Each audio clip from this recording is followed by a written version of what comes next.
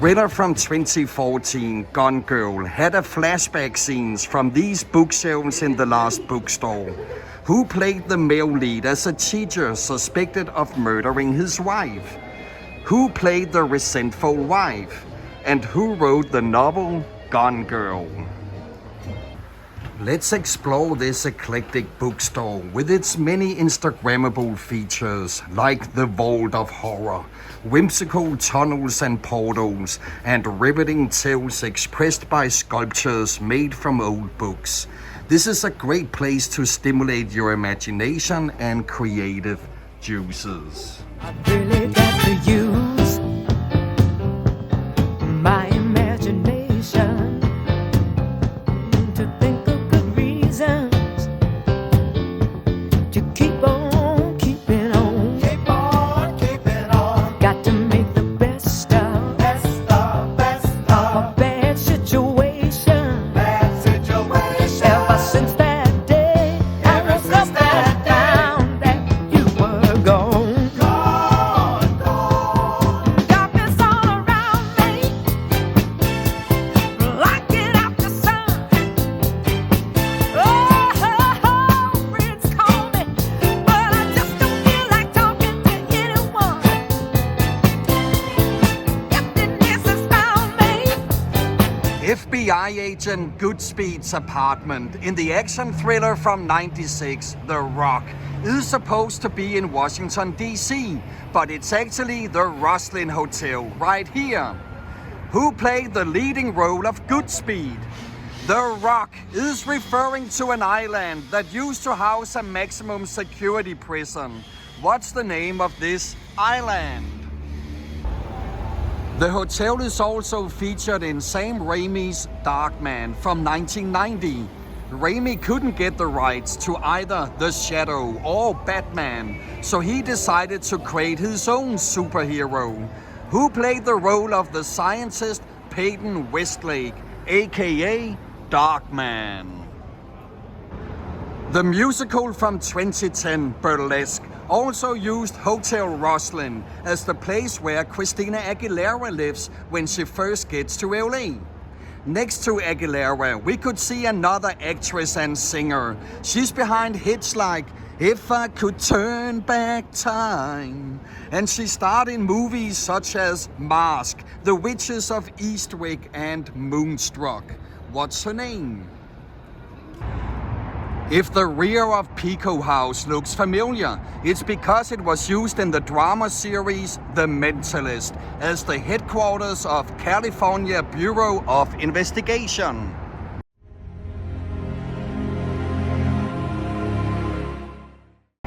Who played the role of Agent Teresa Lisbon? She is also known as Christine York in End of Days, as a fearless mountain climber in Vertical Limit, and as Link the Sing's ex-girlfriend and lawyer in the first 2 seasons of Prison Break.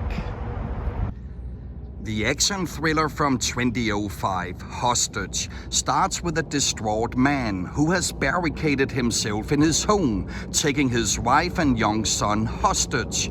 SWAT and hostage negotiator Bruce Willis have set up their operations on the roof of this building.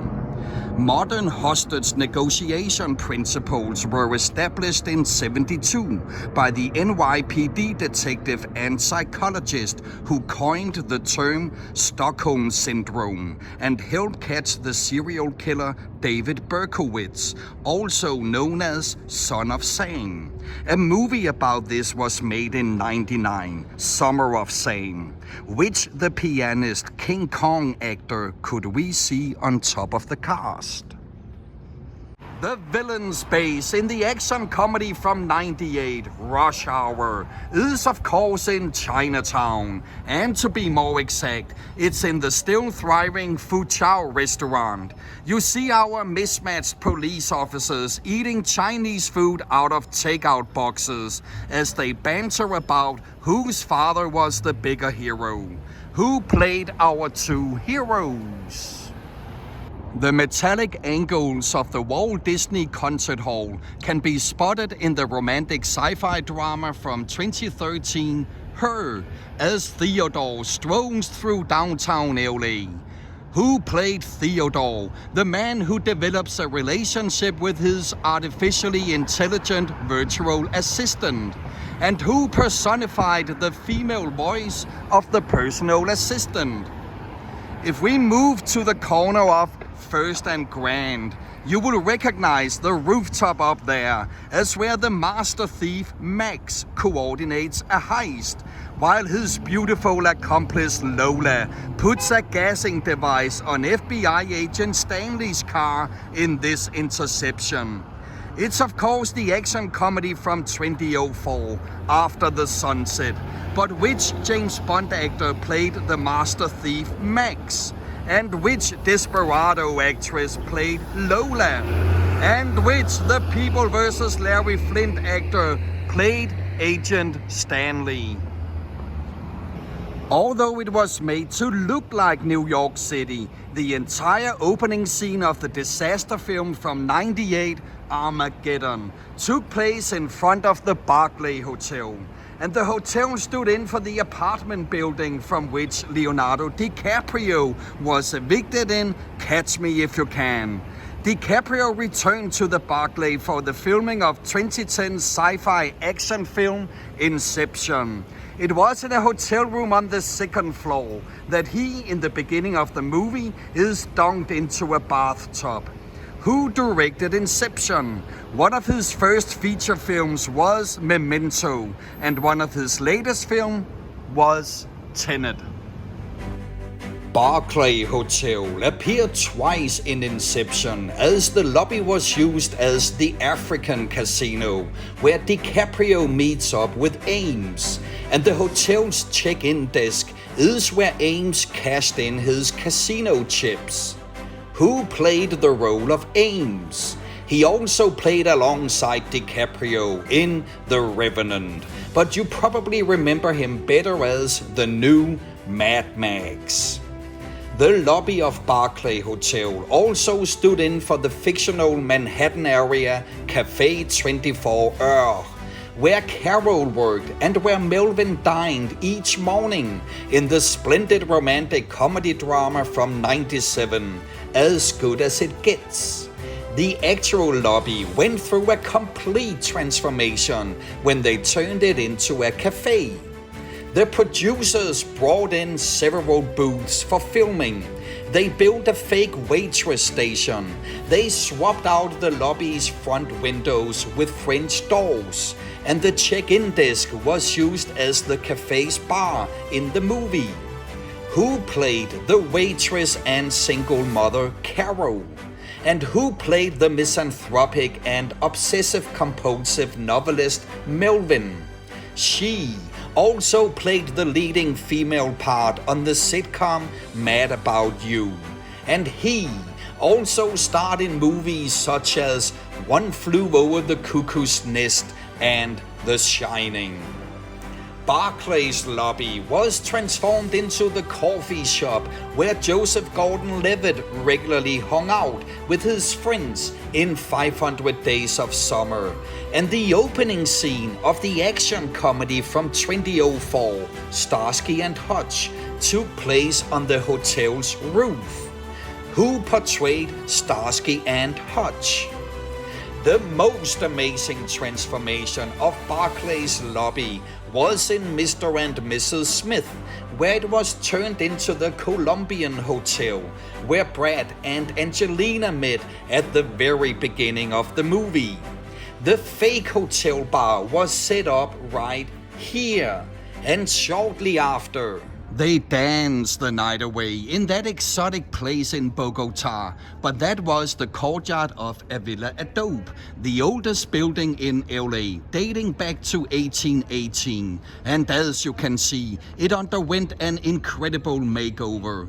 It's remarkable how they can transform almost anything to be anywhere, and the jobs as location scouts and production designers must be very exciting.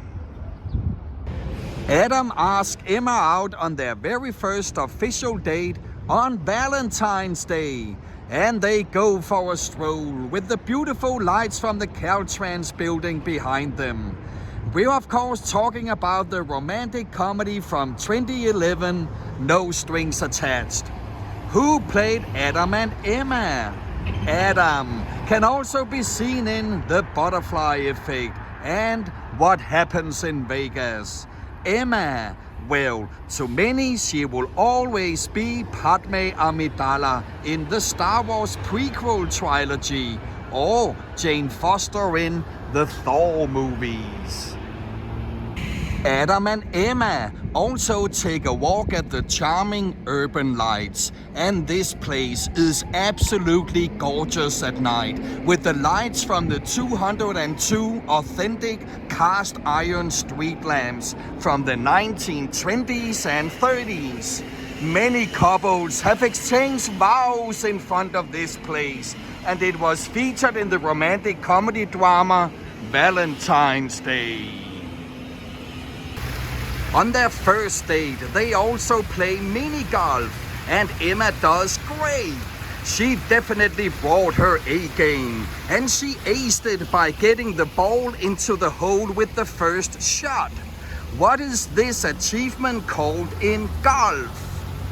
Emma and Adam was such a lovely pair, even though Emma got a score of 1 less than par. What is this achievement called in golf? Lonely eyes take place in the scene. A lonely path on which we walk until we start to speak. A perfect time, a perfect place in a dream. The cry of love, last thing before we go to sleep. Lonely people take place in the scene. Fall into the maze on which they cry and weep. A perfect time, a perfect place in a dream.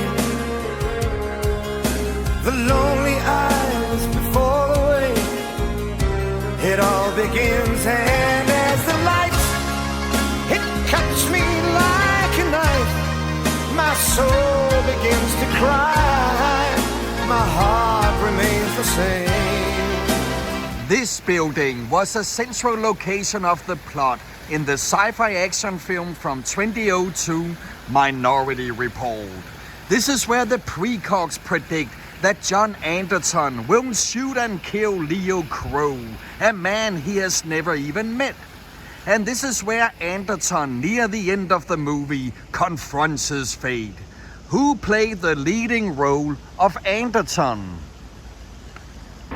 The Scuzzy apartment block where Anderton hides from the robot spiders was the former El Dorado Hotel, a suitable location for the movie, which is based on the 1956 short story, The Minority Report.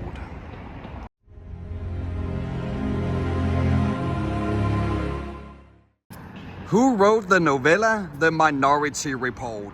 This science fiction writer also wrote The Man in the High Castle, which was adapted to a television series, Do Androids Dream of Electric Sheep, which was adapted to the film Blade Runner, and The Adjustment Bureau, which also was turned into a movie.